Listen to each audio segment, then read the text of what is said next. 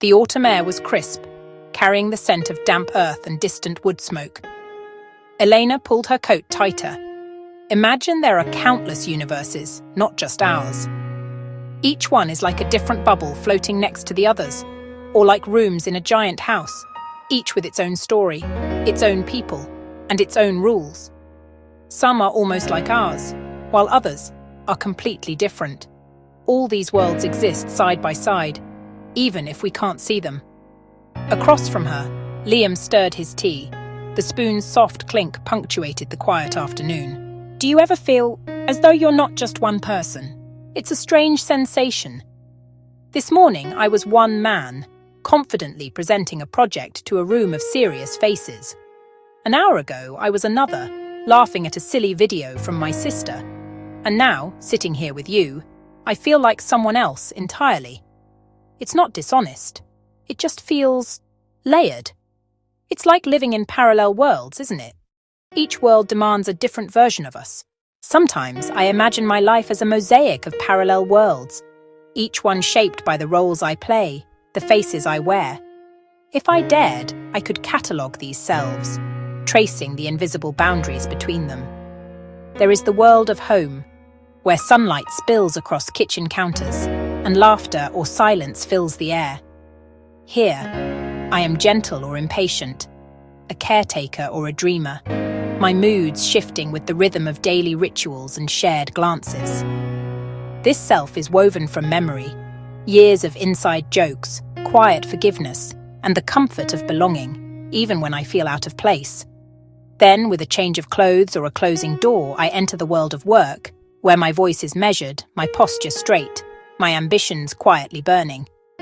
Here, I become the diligent colleague, the problem solver, the one who hides uncertainty behind a practiced smile.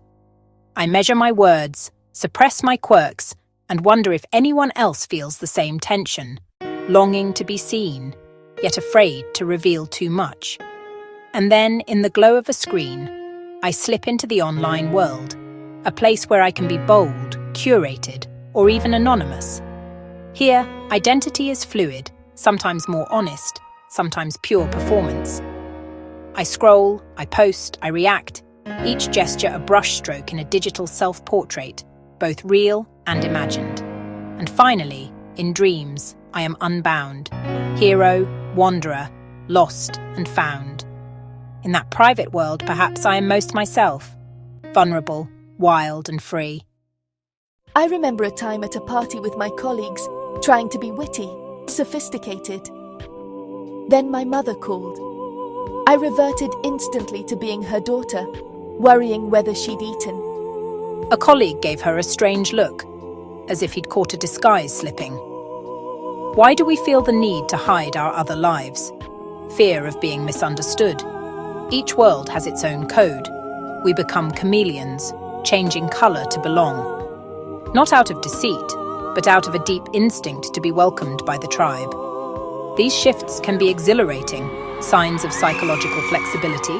Some people say it feels like we're living in the Matrix, a world that looks real, but might be a simulation. Sometimes it's as if everything around us is programmed, and we're just following invisible rules. It makes you wonder, how much of our reality is truly our own? Yet, if we're always changing, who are we truly? The feeling of rootlessness emerges.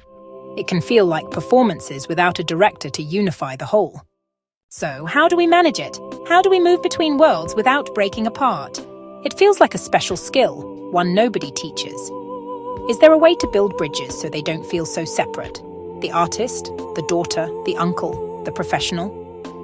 Perhaps the first step is simple awareness. Just noticing that we're doing it, with kindness. We often rush between worlds. The abruptness causes whiplash. Create small rituals to mark the boundary, or a particular song to shift our state.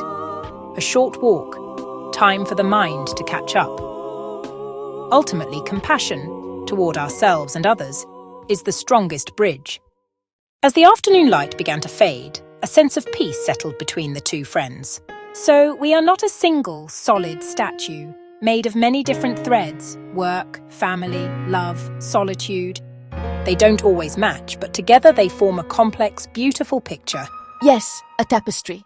Maybe our task isn't to make all threads the same color. It's to become better weavers.